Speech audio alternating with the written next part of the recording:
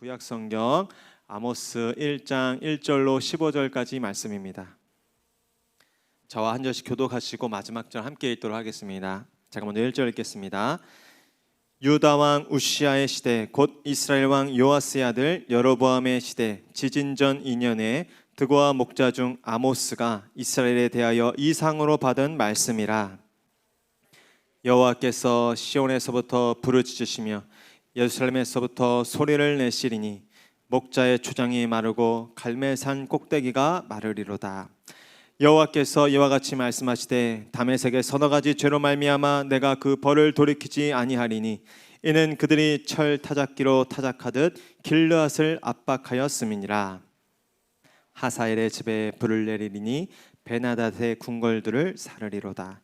내가 다메섹의 빗장을 꺾으며 아웬 골짜기에서 그 주민들을 끊으며 벳아덴에서 규 잡은 자를 끊으리니 아람 백성이 사로잡혀 기르에 이르리라. 여호와께서 말씀하셨느니라. 여호와께서 이와 같이 말씀하시되 가사의 서너 가지 죄로 말미암아 내가 그 벌을 돌이키지 아니하리니 이는 그들이 모든 사로잡은 자를 끌어 에돔에 내가 가사성에 불을 보내리니 그 궁궐들을 사르리라. 아스돗에서 그 주민들과 아스글론에서 규를 잡은 자를 끊고 또 손을 돌이켜 에글론을 치리니 블레셋에 남아있는 자가 멸망하리라. 주 여호와께서 이와 같이 말씀하시되 두로의 서너 가지 죄로 말미암아 내가 그 벌을 돌이키지 아니하리니 이는 그들이 그 형제의 계약을 기억하지 아니하고 모든 사로잡은 자를 에돔에 넘겼음이라. 두로에 불을 내리니 그 궁궐들을 여호와께서 이와 같이 말씀하시되 에돔의 서너 가지 죄로 말미암아 내가 그 벌을 돌이키지 아니하리니 이는 그가 칼로 그의 형제를 쫓아가며 궁유를 벌이며 항상 맹렬히 화를 내며 분을 끝없이 품었음이라. 대만에 불을 보내리니 보스라의 궁궐들을 여호와께서 이와 같이 말씀하시되 암몬 자손의 서너 가지 죄로 말미암아 내가 그 벌을 돌이키지 아니하리니 이는 그들이 자기 지경을 넓히고자 하여 길르앗의 아이 벤 여인의 배를 갈랐음이니라. 라빠성에 불을 놓아 그 궁궐들을 사르되 전쟁의 날에 외침과 회오리 바람의 날에 폭풍으로 함께 읽겠습니다. 그들의 왕은 그 지도자들과 함께 사로잡혀 가리라. 여호와께서 말씀하셨느니라. 아멘. 제가 한번 기도하겠습니다. 하나님 감사합니다. 오늘도 이 밤 또 주께서 정하시고 또 택하신 이 시간 우리를 예배의 자리로 부르셔서 주님 앞에 힘껏 찬송하게 하시며 또 간절히 기도하게 하시고 또 주의 말씀 듣게 하시니 감사를 드립니다. 주님의 시간이 오니 주님의 뜻을 이루어 주시옵소서. 우리의 생각과 마음을 활짝 열어주시고 하나님 우리의 삶 가운데 생명과 같은 주의 말씀을 베풀어 주시옵소서. 그 일 가운데 부족한 종을 마음껏 사용하여 주시옵소서. 예수님의 이름으로 기도하옵나이다. 아멘. 오늘 저는 여호와께서 부르짖으며 소리를 내시리니 여호와께서 부르짖으며 소리를 내시리니 라는 제목으로 하나님의 말씀을 전하도록 하겠습니다. 우리가 지난주까지 해서 고린도전서 말씀을 살펴보았습니다. 16장에 걸친 말씀을 매주 한 장씩 살펴보았는데요. 오늘부터는 구약으로 넘어와서 특별히 아모스서를 살펴보도록 하겠습니다. 그래서 가급적이면 한 주에 한 장씩 다 읽고 그 중에서 제가 특별히 몇 구절을 선택해서 말씀을 전하도록 하겠습니다. 오늘은 특별히 우리가 전체를 읽었지만 1절, 2절 말씀을 주로 가지고 이 말씀을 전하도록 하겠습니다. 아모스서는 이 구약의 선지자와 또 예언서 중에서도 굉장히 그 어조가 강하고 또 불같은 말씀입니다. 어떻게 보면 이렇게 어르고 달래는 또 따뜻한 어떤 품에 안아주시는 하나님과는 다르게 굉장히 또 심판하시고 또 아주 준엄하게 다스리시는 공의와 정의의 하나님이 나타나시죠. 하나님은 어떤 하나님인가? 둘 다 해당되는 분이시죠. 그러나 우리가 자칫 보면 한쪽으로 치우치기 쉬운 것 같아요. 성경은 치우치지 않은데 문제는 우리가 치우치기 쉽다는 것입니다. 우리가 죄가 많고 또 두려움이 많은 존재이기 때문이죠.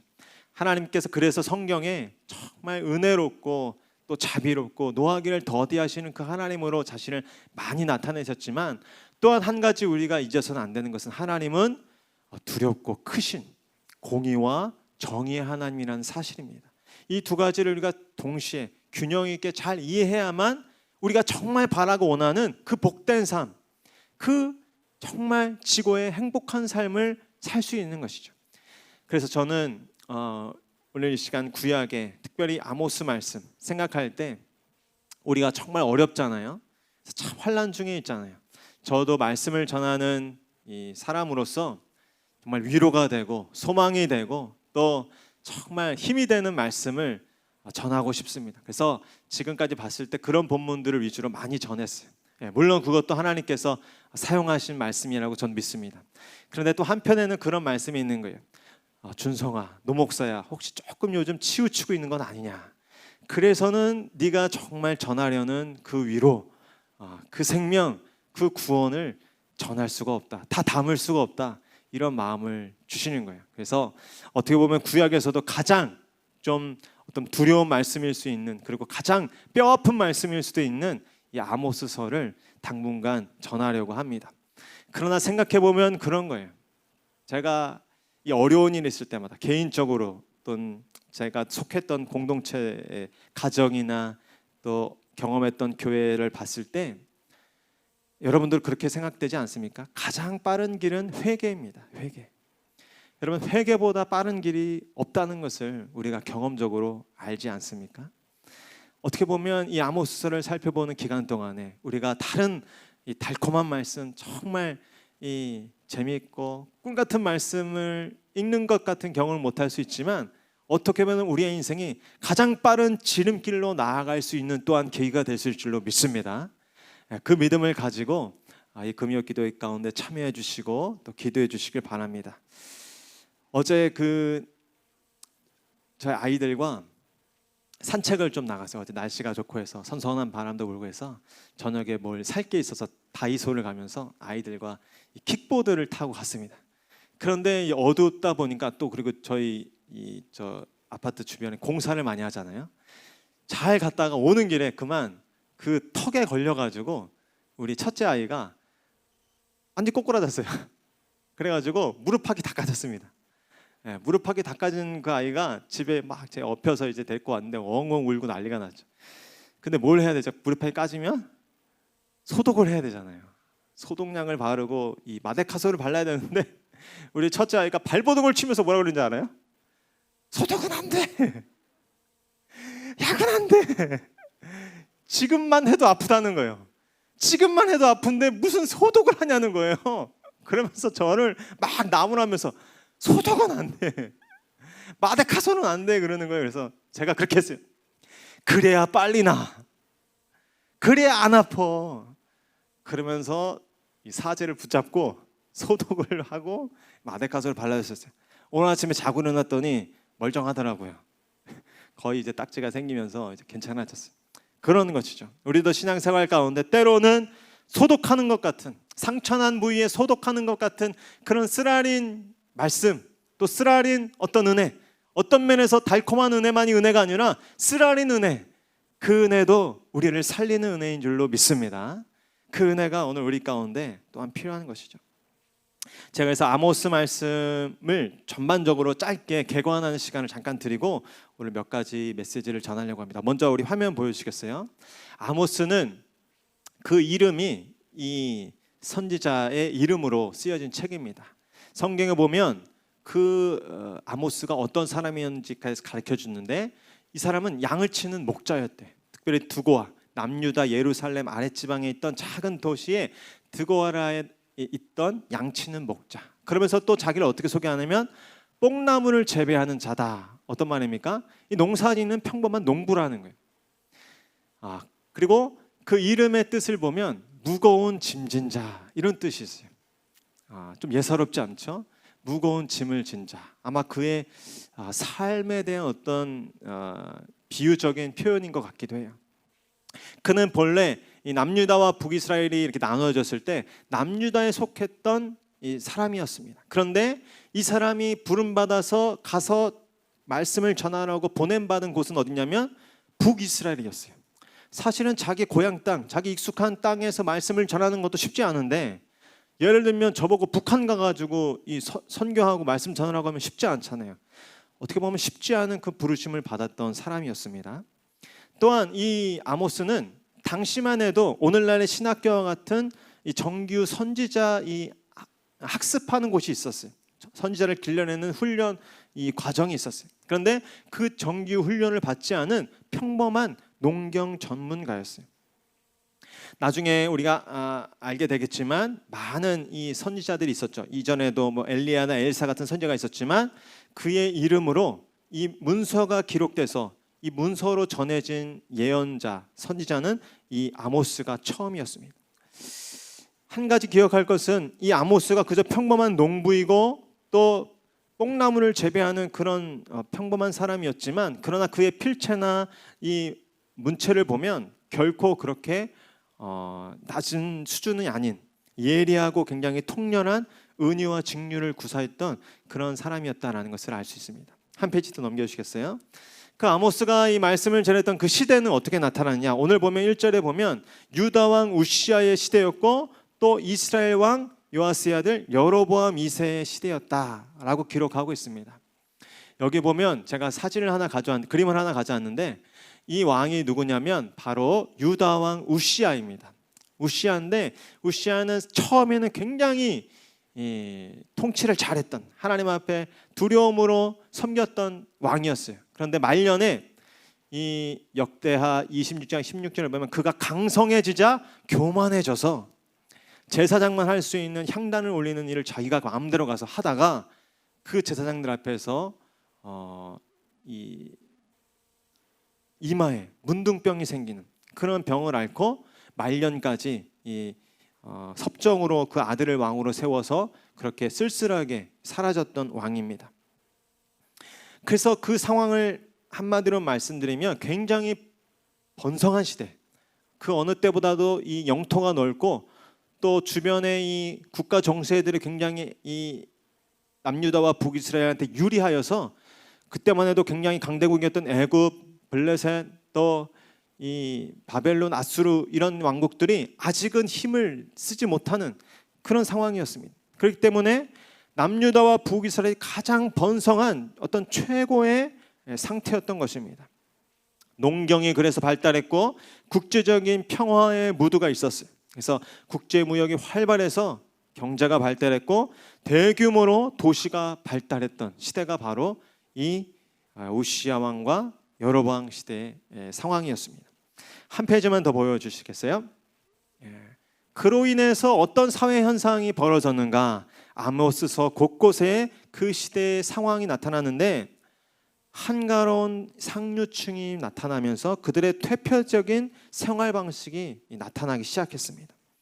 그것이 성적인 부도적으로 이어졌고 또 결국에는 우상 숭배와 접목이 되고 말았습니다. 사회적으로는 법과 질서가 해이해져서 정말 강한 자가 약한 자들을 위해 군림하는 그런 사법적인 부패가 나타난, 특별히 이 특권층, 가진 자와 못 가진 자, 이 빈곤층 사이에 점점 이 불평등과 차별이 멀어지는 그런 상황이었습니다. 당시 이 글을 보면 예배는 굉장히 잘 드렸다고 해요.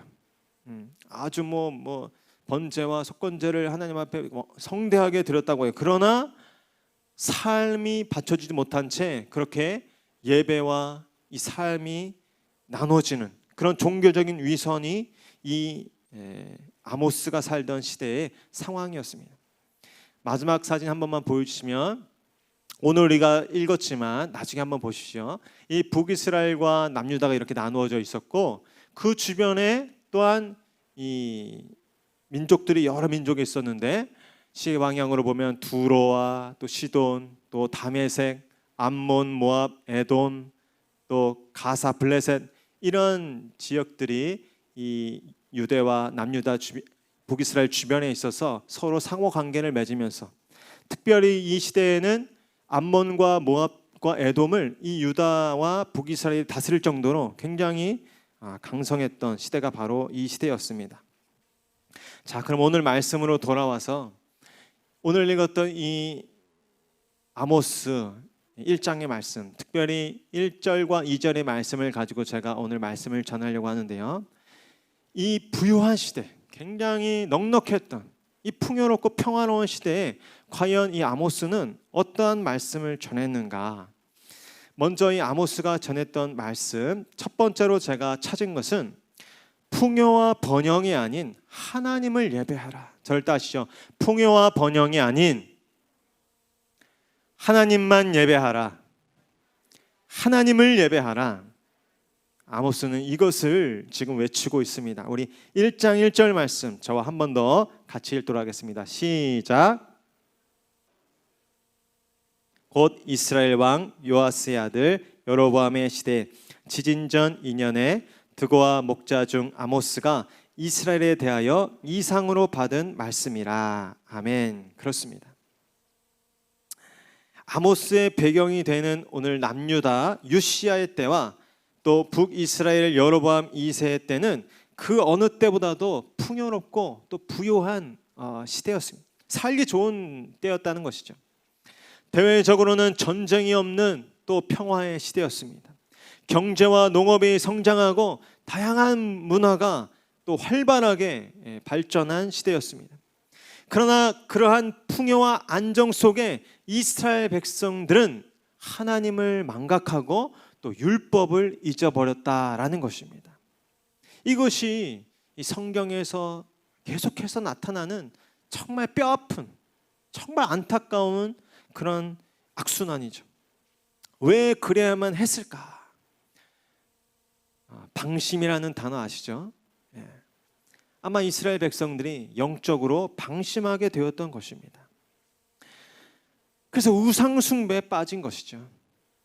근데 특별히 우상숭배라고 해서 금송아지, 실제적으로 금송아지를 섬기긴 했습니다. 그러나 금송아지, 저 뭐든 바알이나 아세라가 문제가 아니고 어떤 우상숭배가 먼저 생겼느냐, 그거는 자기 자신을 예배하는 우상숭배, 그것이 이 풍요의 때에 나타났다는 것입니다. 이스라엘 백성들은 마치 이 아담과 하와가 에덴 동산, 그 기쁨의 동산, 그 아름다운 동산에 살지만 한 가지 선악과를 반드시 기억해야 했던 것처럼 이 이스라엘 백성들도 그 풍요와 번영, 그리고 하나님이 허락하신 그 안정 속에서 한 가지 잊지 말아야 할 것이 있었는데 그것은 하나님이었습니다. 그런데 아무리 풍요하고 번성하다 할지라도 하나님을 잃어버린다면 아무 소용이 없는 것이었죠. 그런데 이스라엘 백성들은 그 하나님을 잊어버리고 망각했던 것입니다. 왜 그런 상황이 벌어졌겠습니까? 그 풍요와 번성에 취해서 하나님을 섬기는, 하나님을 예배하는 그 전책성을 잊어버리고 이거를 자기 자신을 예배하는 것으로 완전히 뒤바꿔 버린 것입니다. 하나님이 더 이상 목적이 아니라 일종의 다른 여러 가지 중에 하나의 수단이 되어버린 것이죠.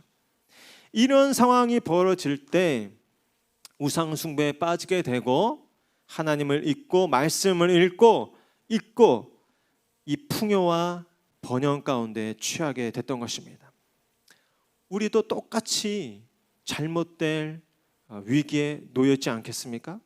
어떻게 하면 우리도 이와 같은 오류에 빠지지 않을 수 있을까? 제가 묵상하는 가운데 우리 평범하게 아는 이야기지만 그 말씀이 떠올랐어요. 하나님을 기뻐하는 것이 너희의 힘이다. 우리가 믿음 생활할 수 있는 힘, 우리가 정말 세상에 아무리 우리를 즐겁게 하고 아무리 우리를 구원한 것처럼 이야기하는 그 손짓들 속에서도 하나님이 나의 유일한 구원이십니다. 하나님이 나의 참된 길이요 진리요 생명이십니다. 고백할 수 있는 것은 무엇입니까? 하나님이 나의 기쁨이 될 때, 하나님이 정말 내 삶에 최고의 기쁨이 되는 삶을 살 때 그것이 가득한 것입니다. 그래서 느헤미야도 그 슬픔 가운데 낙심한 백성들을 향해서 슬퍼하지 말아라. 여호와로 인해서 기뻐하라. 여호와로 인해서 기뻐하는 것이 너희의 힘이다 라고 이야기하고 있는 것입니다. 저도 여러분들에게 묻고 싶습니다. 하나님께서 여러분들의 삶의 기쁨이십니까? 아멘. 하나님께서 여러분들의 삶에 그 어떤 것과도 견줄 수 없는 최고의 기쁨인 삶을 살 수 있기를 축복합니다. 이것이 우리의 삶의 목표가 되어야 돼요. 다른 어떤 우리가 이 사역을 하고 봉사를 하고 하는 것보다 가장 우리가 이 해이해지고 뭔가 망각된 뭔가 이 세상에 취해버린 상황 속에서 다시 돌이키는 어떤 정방향의 목표는 무엇이냐면 하나님이 내 삶에 가장 큰 기쁨이 되게 하소서. 하나님이 내 삶에 그 어떤 것도 견줄 수 없는 최고의 기쁨이 되기를 원합니다. 그것이 우리의 삶의 정방향이 되어야 될 줄로 믿습니다. 그 말은 무슨 말이냐면 내가 잘 되고 내 자녀가 잘 되고 또 우리 집이 잘 되고 우리 교회가 잘 되고 이 나라가 잘 되는 것보다 하나님이 더 좋으냐라는 것입니다. 이 말에 아멘 할 수 있는 저와 여러분 될 수 있기를 바랍니다. 내가 잘 되고 우리 자녀가 잘 되는 그 일보다 우리 교회가 부흥하고 뭐 엄청난 멋진 일들을 하는 그 일보다 하나님이 더 기쁘고 하나님이 더 좋은 그런 사람, 그런 성도, 그런 가정과 그런 교회가 되어야 될 줄로 믿습니다. 그럴 때에 우리는 치우친 그 모든 삶의 자리에서 제대로 돌아올 수 있는 것입니다. 하나님을 기뻐하시는 성도님들이 되시기를 축복합니다. 우리 정말 그랬던 때가 있었잖아요. 정말 허름한 그 예배당에 앉아서 정말 뭐 이런 스피커나 마이크나 이 기타도 이 변변한 게 없어서 정말 그 상황 속에서 예배하고 찬양하지만 약할 때 강함 대신에 한 소절 부르기만 해도 눈물이 또르르 흘렸던 그때가 있잖아요.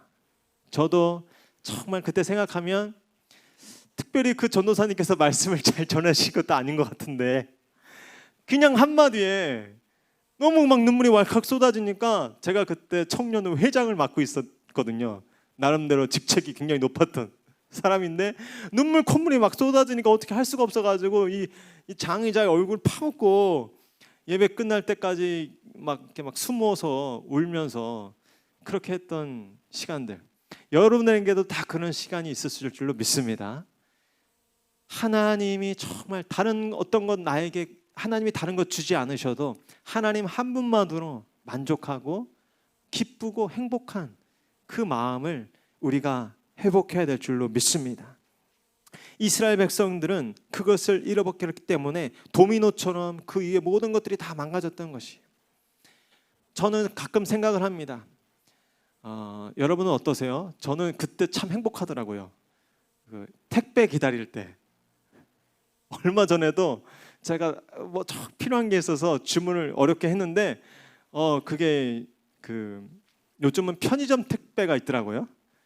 편의점 택배로 이렇게 보내준다는 거예요. 그래서 기다리는데 그게 수요일 날 했기 때문에 제 생각에는 적어도 금요일 날은 오겠지 생각했는데 이 편의점 택배는 조금 느린가 보더라고요.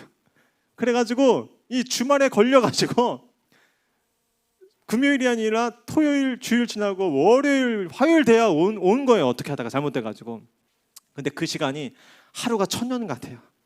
왜 이렇게 안 오시나, 지금쯤 어디 계신가, 우리 택배님이 어디 계신가, 그 마음이 들면서 한편으로 제가 그렇게 저를 이렇게 꼬집었어요. 준성아, 네가 택배를 기다리는 것처럼 하나님의 은혜를 좀 찾아라. 하나님의 은혜가 지금 어디 있나, 하나님이 지금 어디 계신가. 그렇게 하나님을 기다리고 사모하는 마음으로 네가 하나님을 예배해야 되지 않겠냐, 그런 마음이 들었어요. 여러분, 택배 기다리는 것보다 하나님을 기다릴 때 더 기다려지고 더 기쁘고 행복한 마음이 드는 여러분들 되시길 축복합니다. 하나님이 여러분들의 삶 가운데 생명과 또 길과 진리라는 사실을 우리가 기억할 때 하나님을 생각하는 것보다, 또 하나님을 기억하는 것보다, 그리고 가끔 우리가 이렇게 예배도 드리지만 개별적으로 또 혼자 묵상하거나 또 말씀을 읽을 때 어떨 때 정말 하나님께서 깨달음을 주시고 또 정말 그럴 때 하나님께서 우리의 삶 가운데 가까이 계시는 것처럼 느껴질 때 그때가 그렇게 행복하고 또 감격스럽지 않습니까?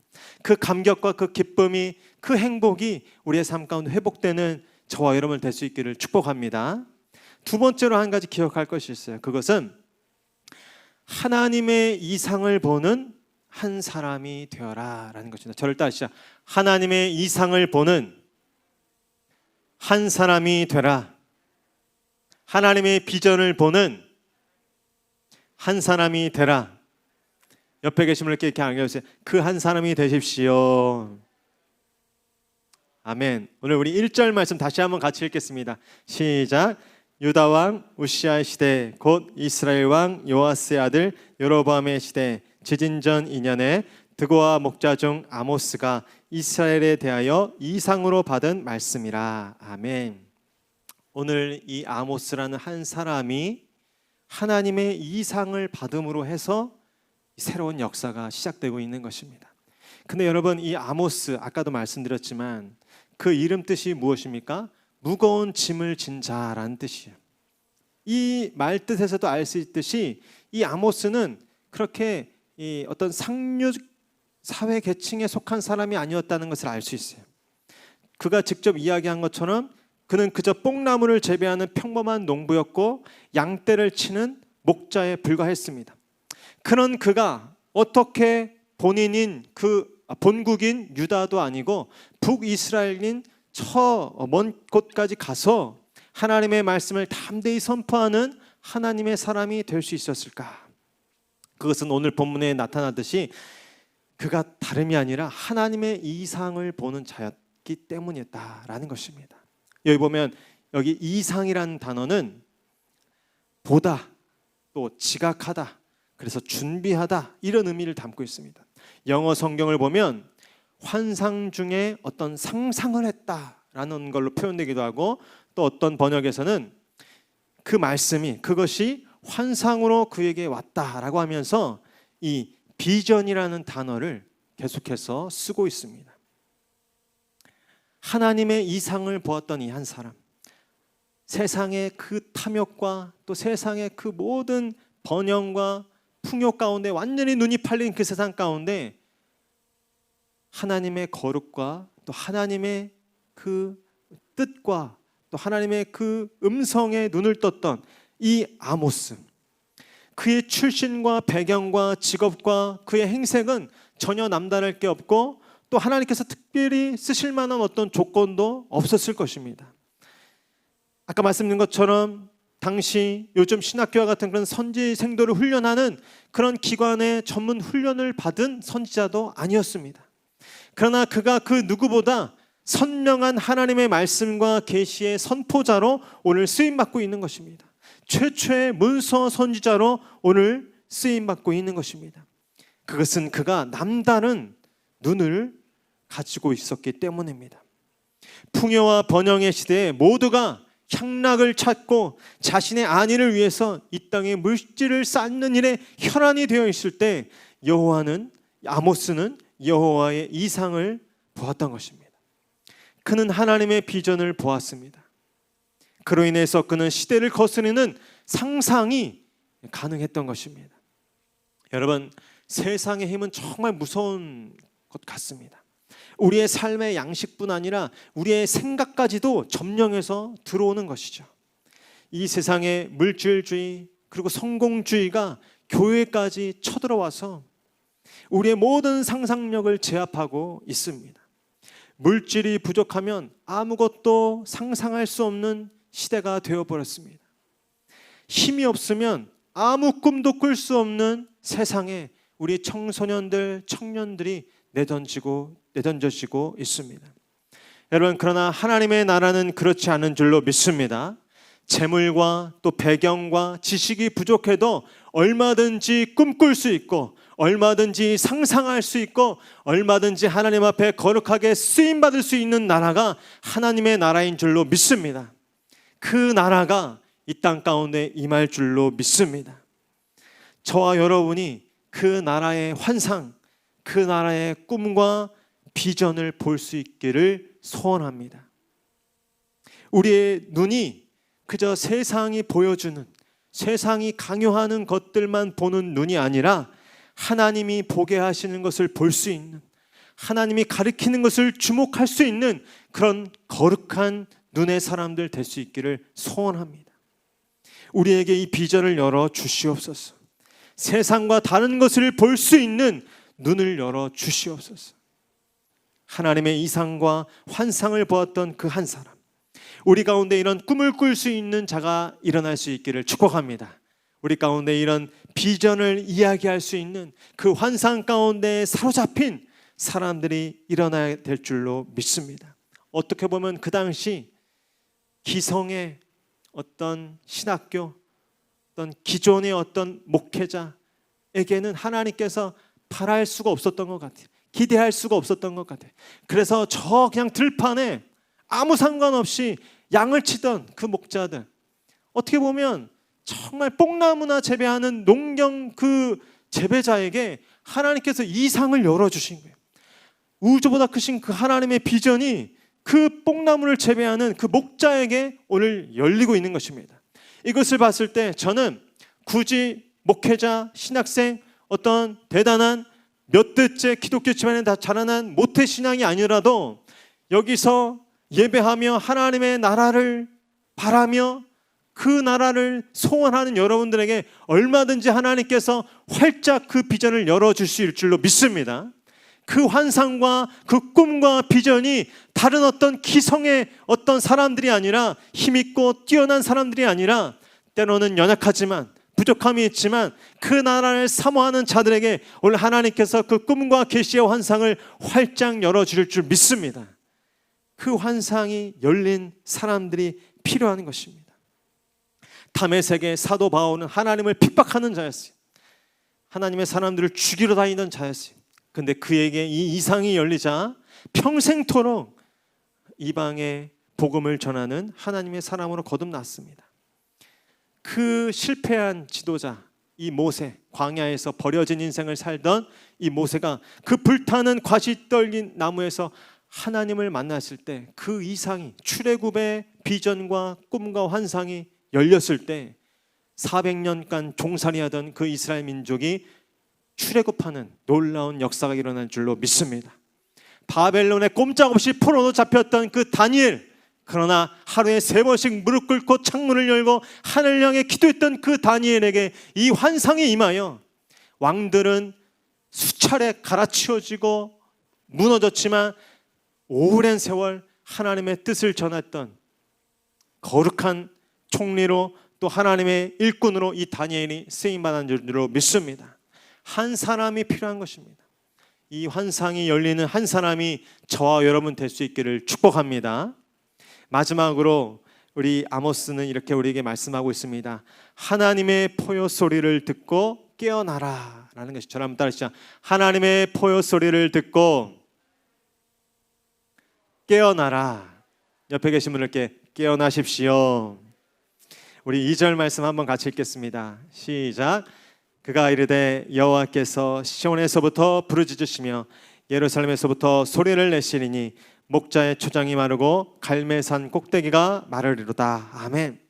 여러분, 아모스는 그 어느 시대보다 아까 말씀드렸죠, 평화로운 시대, 모든 것이 순탄하고 순조로운 그 태평의 시대에 살았던 선지자였습니다. 그런데 지금 이 아모스는 어떤 하나님을 전하고 있습니까?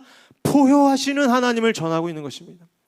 하나님은 지금 이 풍요 가운데, 이 번영 가운데 그저 아무 말씀도 안 하시고 그냥 뒷짐지고 흐뭇하게 웃고 계신 하나님이 아니시고, 지금 하나님은 마치 사다처럼 부르짖고 계신, 애타게 무언가 우리에게 경고하고 계신 포효하시는 하나님이시다라는 것입니다. 이 부르짖다, 오늘 설교 제목이기도 하시죠. 부르짖는 하나님, 소리를 내시는 하나님. 오늘 아모스의 표현대로 하면 그 부르짖다라는 말은 샤그라는 이 히브리어인데 사람에게 쓰이는 표현이 아니에요. 사자가 으르렁거릴 때, 포효할 때, 강한 그 음성으로 부르짖을 때 쓰는 표현이 바로 이 샤그라는 표현입니다. 이 부르짖음에는 2가지 의미가 있을 것입니다. 첫 번째는 이후에 쭉 읽어보면 알지만 탐욕과 포악이 가득했던 그 시대를 향하여 경고하시고 심판을 말씀하시는 그 하나님의 포효소리가 이 샤그에 담겨 있죠. 그러나 또 한편 이 샤그는 어떤 부르짖음입니까? 하나님을 떠난 백성들에게 다시 돌아오라, 너희들이 살려면 나에게로 다시 돌아오라 라고 초청하는 그 하나님의 포효소리, 그 샤그가 바로 이 하나님의 부르짖음인 줄로 믿습니다. 이 포효소리를 들을 수 있는 저와 여러분 될 수 있기를 축원합니다. 이 금요 기도의 시간 가운데 우리가 무엇을 들어야 하냐면 이 하나님의 부르짖는 소리, 하나님의 외치는 소리를 들을 수 있어야 하는 것입니다. 아무리 우리가 코로나 때문에 힘들다고는 하지만 우리가 이 코로나 이전에 살았던 시대 어떻습니까? 날마다 백화점과 공연장과 또 모든 이 길거리마다 넘치는 이 재물과 이 넘치는 이 소비가 가득했던, 어떻게 보면 이 우시아와 여로보암 2세의 시대와 같은 그런 풍요로움과 번영이 있었던 때이죠. 어떻게 보면 이 코로나는 하나님의 포효소리의 일부분이라고 여겨집니다. 하나님께서는 이 코로나 가운데 우리에게 하나님의 포효소리로 지금 부르짖고 계신 줄도 모르겠어요.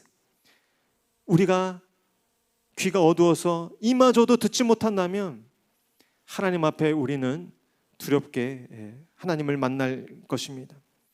이 포효소리가 우리의 귓가에 들려줘야 하는 것입니다. 오늘 본문에 보면 이 포효소리가 어디서부터 들려지고 있습니까? 시온으로부터 예루살렘부터 들려지고 있다고 합니다. 솔로몬의 성전이 세워진 그 예배의 땅, 아브라함이 이삭을 바친 그 순종의 땅, 오늘날 신약으로 오면 예수 그리스도로 예표되는 그 땅에서 이 하나님의 포효소리가 선포되고 있다는 것이에요.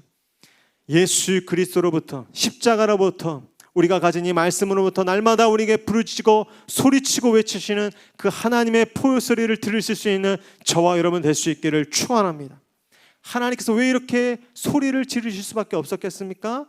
사람들이 평범하게 얘기하면 듣지를 못하니까, 작게 얘기하면 들을지를 못하니까. 보니까 요즘 이어폰 꽂고 다니는 분들 이 길거리 다닐 때 위험하죠. 요즘 이어폰들은 특별한 기능이 있어서 외부 소리를 완전히 차단하는 그런 기능이 있더라고요. 우리 사무실에도 어떤 목사님이 그 이어폰을 갖고 계세요. 굉장히 비싼. 그래서 제가 사무실 옆에 가까이 계셔서 노 목사님 이렇게 부르면 듣지를 못하세요. 그럼 제가 어떻게 합니까? 아무개 목사님! 소리를 지르죠. 그럼 그때 무슨 일이 여기 나오는데, 어떻게 보면 우리의 귀가 가려져 있는 것은 아니겠습니까? 우리가 요즘 돌아보세요. 여러분 무엇 때문에 그렇게 정신이 팔려 계십니까? 요즘 무엇 때문에 그렇게 고달파하시고 힘들어하고 계십니까? 그것이 우리가 열심히 해야 할 일이겠지만, 그러나 우리가 그것에 완전히 취하여 붙들려 매어 있고 막혀 있다면, 그것 때문에 우리가 하나님의 음성을 듣지 못한다면 그것은 우리가 심각하게 돌아봐야 할 것입니다. 우리가 자녀를 기르는 것 때문에, 우리가 돈 벌고 또 세상에 생계 유지하는 것 때문에 하나님의 음성조차 들을 수 없다면 우리는 어쩌면 그 자리에서 한 발 물러서야 될 때일지도 모르는 것입니다. 목자의 초장이 마르고 갈매산의 꼭대기가 마른다고 하셨어요. 그 슬픔, 그 애통, 그 모든 것이 시들어버리는 때가 올 거라는 것이요. 그 완전한 절망의 슬픔이 오기 전에 어쩌면 우리는 아직 하나님이 부르짖고 계신 그때에 소망 가운데 회개와 또 눈물의 기도로 나아가야 할 것입니다. 어쩌면 하나님이 부르짖는다는 것은 아직은 기회가 있다는 것이, 누군가가 우리에게 이야기한다는 것은 아직은 기회가 있고 소망이 있다는 것이지 않습니까? 하나님이 포기하면 침묵하시죠. 하나님이 우리 가운데 침묵하시기 전에 우리가 이 시대에 부르짖는 하나님의 그 포효소리를, 샤그, 그 하나님의 애타는 전류와 같은 부르짖음을 들을 수 있는 저와 여러분 될 수 있기를 축원합니다. 죄악에서 돌이켜 내게로 돌아오라, 사망에서 돌이켜 생명을 택하라 말씀하시는 그 하나님의 음성을 들을 수 있는 저와 여러분 될 수 있기를 축복합니다. 이 시간 우리 한번 같이 기도할 때